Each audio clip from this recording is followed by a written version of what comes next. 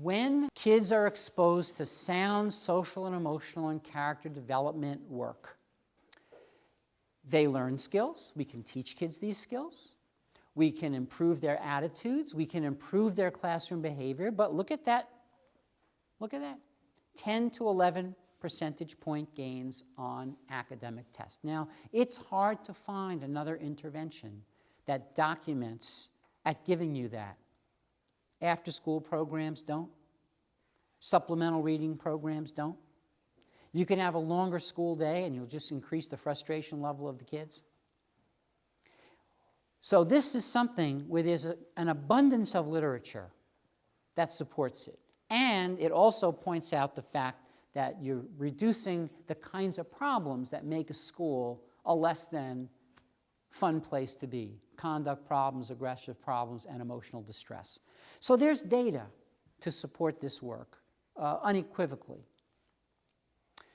But it's not such an easy sell. So I want to ask you for a moment to indulge me again, and I want you to imagine that you have a magic wand. Everybody should have one. And with that magic wand, you are going to wave it over the students in your school. And you are going to guarantee that they will internalize forever and ever and ever 3 values from this list of 8. Now, I could have a different 8, I could have 16, and you could make changes any way you like. But look at these 8 for a moment. Friendship, long life, peace, riches, wisdom, popularity, beauty, and family. You've got the wand. You're going to wave it over your school. My question for you is, which 3 would you pick? Jot down the 3 that you would pick. And when you're done with that, I do want you to share it with the person next to you to see if you're on a same or similar wavelength. This is a great activity to do with your staff.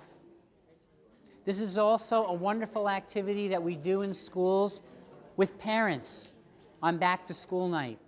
Imagine the message that you'd be sending to parents if you asked them to be thinking about these important values. But we are now going to do the first ever LACE poll of that. I'm so excited about this. The first ever poll that we've done on this. How many of you, as any one of your top 3 choices, regardless of order, how many of you had peace as one of your top 3? Peace. How many of you had family? How many of you had friendship? How many of you had wisdom? How many of you can't count to 3? You have the remedial mathematics workshop. All right, so now looking at the list, what do you think are the top 3 values that are being communicated to your students by the mass culture? Riches, popularity, and well. So let's understand. These values are being communicated to your kids, not 180 school days, 365 days every year, not K to 12, not pre-K to 12, but womb to 12. And they're not only going to the kids, they're going to the parents. And frankly, they're going to your younger staff as well. We are in a competition for the minds and hearts of our kids. We are. And there are messages, back to the messaging idea, there are messages out there reaching our kids about how to be, how to behave, and what's important. Not only riches, popularity, and beauty, but about doing things fast, as opposed to doing things deeply. It's embedded in our very testing structure, that you've got to do things in a very restricted amount of time. And not only that, with our computer-based testing, you can't even go back and review your work. Once you finish with a question, it's gone. It's gone. No rethinking. Nope. Do it the first time, and that's it. And you don't get to do a lot of that in real life. Right? So this is the challenge that we face. And our values, the values that you've endorsed, the peace, and family, friendship, like all the kind of the wimpy values, I mean, this is a tough competition for what the kids are seeing in real life. Kids are seeing a tremendous amount of violent problem solving as a norm. Kids can turn on any television station and see abundant examples of people speaking with incivility on the left, on the right, in the center. So where does that leave us? That leaves us in a position, quite honestly, where if we are not unified about what we care about and what we stand for and what our school stands for, then our kids are going to be constantly getting other messages that will win the day with them. And I'll say one other thing about this, because this is very important, and that is that we can't rely on what's going on outside the school to necessarily be our ally. So think of what's happening in the lives of many children right now. Increased pace of life, right? A lot of kids, crazy lives. Before they get to school, there's all kinds of tumult and things happening and before they even set foot in the school. I mean, one of the geniuses of the responsive classroom program, any of you familiar with responsive classroom? Some of you? We'll talk more about that. But one of the geniuses of the responsive classroom program is to have a morning meeting. Now, we had a morning meeting before we started today. And what a morning meeting really is an emotional buffer between all the stuff that you brought in with you and everything that we want to happen next. And folks in the responsive classroom found, and have data to support, that instruction begins well before learning. That the teachers, as professionals, will start to teach the minute the bell rings. The children, as non-professionals, are not obligated to start learning just because the teacher starts teaching. And in fact, that's pretty much what happens. Kids need time to settle. And so a morning meeting gives them the time to settle so that when the academic day starts, it's all starting together, right? But there's other things too, economic demands on parents. This is very important. In our Developing Safe and Civil Schools project, we work with schools in all parts of New Jersey. In New Jersey, it's not a big state, but it's an incredibly diverse state. So we have some school districts like Newark, which are very impoverished districts. And in those districts, we have parents who will have 5 children, but only enough food to feed 4 of those children. And they spend all of their waking hours worrying about how to feed that poor 5th child. And we have some districts in northern New Jersey, which are incredibly well-to-do districts where parents have 5 cars, but only a garage for 4. And they spend all their time worrying about how are they going to get a proper garage for that poor 5th car. And I do not make a value judgment about this because the net effect is exactly the same. That across the economic spectrum, children are being neglected emotionally by their parents because their parents' attention is elsewhere. And when kids walk into the school building, the number one and most fundamental thing they want is a relationship with a caring adult. This is not what they have in their lives. There are some studies that suggest that parents spend an average of 42 minutes a day interacting with their children. A little more when they're younger, less when they're older. That is not a lot of time. Educators spend a lot more time with kids. Who should have a greater investment in kids being semi-civil than the folks that interact with them most often? So when the kids come to school, whatever we might like to think about their thirst for knowledge, their fundamental thirsts for relationships, and once that relationship is established, the knowledge follows. And if you think about your own educational history, you think about the fact that what you really learned, you learned from people. And you typically learned from people that you cared about and that cared about you. And you probably all had the experience of being in a class that you were so excited about taking, and the teacher or the professor ruined it for you because of the way they did it. And you all had the experience, I'm sure, of being in a class that you had to take because of scheduling or your last requirement or whatever. And the professor or teacher brought it to life for you. And it was just amazing experience, and you never expected it was going to be that way. We learn from people. And if kids have a relationship with you, the way I like to say it, they will even learn math, right?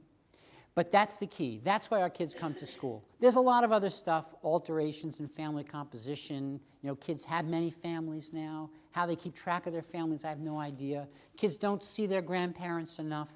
Skype is okay, but it's not the same as the way it used to be when families lived in close proximity to the elders and you had direct interaction. I mean, that's how character, values, skills were transmitted for many, many, many generations. But that is not happening right now, and it's not coming back. So that's why we have to think a little differently about this. And parents have their own issues and their own troubles. Now, something else, the next to last bullet point, climate of war and terror. Do you realize that the vast majority of your students have not known this country at peace? The vast majority of our students only know our country at war. Day in and day out, they're reading about death, destruction, military stuff. If it gets off the front pages, well, then maybe we'll talk about Syria or some other calamity or tragedy, right? Our kids have to push that aside if they're really going to engage in the stuff that we're trying to help them learn about. So these are just additional things that are pulling at our kids emotionally and taking their attention from the instruction that we want to give them. So I really believe that the instruction very often is exemplary. But like a radio station that broadcasts or potentially can receive the most beautiful music, if the beautiful music is being broadcast but the radio is not on, nobody's going to hear it. And that's true for our teachers. However well they teach, if the receiver isn't on, or if the receiver is not on full, then what they're saying is not going to come through. And them teaching better, longer, harder, will not change anything. We have to think about the receiver, and we've got to open up that receiver. That's kind of what this is about. And Oliver Sacks, a wonderful, brilliant neuroscientist, came to Rutgers University to do a talk, and he said that he felt that one of the biggest enemies of the health of our teenagers is the iPod. The iPod. Isn't that interesting? The iPod. Of all the things he could say, the iPod. Why do you say that? We're going to do one of his experiments right here. How many of you, by a show of hands, how many of you talk to yourselves? Okay. Those of you who didn't raise your hands, you either have shoulder bursitis or you're lying, because everybody talks to themselves. His research has shown that people who are deaf have auditory hallucinations. We all talk to ourselves. So, what happens when kids are constantly walking around with their iPods on? They are robbing themselves of time for reflection. Reflection seems to be built into our essential cognitive processes. And when a moment that you might have been spending in what you might have thought was idle time, walking here, walking there, is now taken up by, boop, something in your ears, you are losing reflection time. Now we, as instructional leaders, also have to take a step back and ask ourselves, how much time are we giving our kids to reflect on what they're learning? Another one of the geniuses of the responsive classroom is to recognize that if you take a little time off the academic day to give kids time to reflect on what they've learned, and you take a little time off the academic day in the morning to have morning meeting, and if you go to the trouble of greeting every child by name as they walk into the school, not necessarily everybody greeting every child, but you make sure that every child is greeted every day when they walk into the school. You take time to greet, time to meet, time to reflect. You take away all that time, you are rewarded with decreased violence and aggression, better attendance, and increased academic performance. Our kids do not need more content. They need more time to reflect on the content that they're getting. And so there are schools now, and again, this is not unique to social and emotional learning, but certainly this is a hallmark of schools that would claim to be doing SEL. They would make sure to have some time for reflection at the end of the school day. What are 3 things you're taking with you at the end of the school day? If you've never asked kids that question, it is a humbling experience because they are very unlikely to tell you about anything they learned in the middle of the school day. It'll be primacy and recency. Right? Now, we may not like it, but we got to know that. And in fact, in subject areas, teachers are now having kids keep subject area journals, math journals. So at the end of the math class, what are 3 things that I'm taking away from today's math class? Or maybe at the end of this unit, what are some things I'm taking away from this unit? In the PE class, in the art class, in the health class. I'm sitting through this stuff. What am I taking away? Go back and think about all the stuff that's on the kids' minds, right? What's staying with them? For a lot of our kids, the school day is like the old theories about the earth, pre-Columbian earth. You get to the end of the earth and poof, you're gone. That's like the school day. Get to the end of the school day, it's over. It's like it never happened. You'll ask your teachers and they'll tell you. Sometimes they ask themselves when they talk to the kids, were we here yesterday? Did we go over any of this stuff yesterday? They're getting these looks like, and you wonder, did I dream about being here yesterday? That's because the kids have no mechanism for actually integrating and reflecting on their learning. So Oliver Sacks is, in a sense, using what we know from neuroscience to help us think about some of the instructional practices. And again, do we know how much reflection is necessary? Nobody has the answer to that. But what happens is that in this increasing push to fill every moment, we sometimes cross lines. And that's what we have to watch. And you as instructional leaders have to think about, do I feel like we have enough time for reflection? Maybe there's certain areas that you may say, well, you know what? Our kids aren't doing so well on this. Maybe a little more reflection will help. Right? But that's something very, very critical to think about.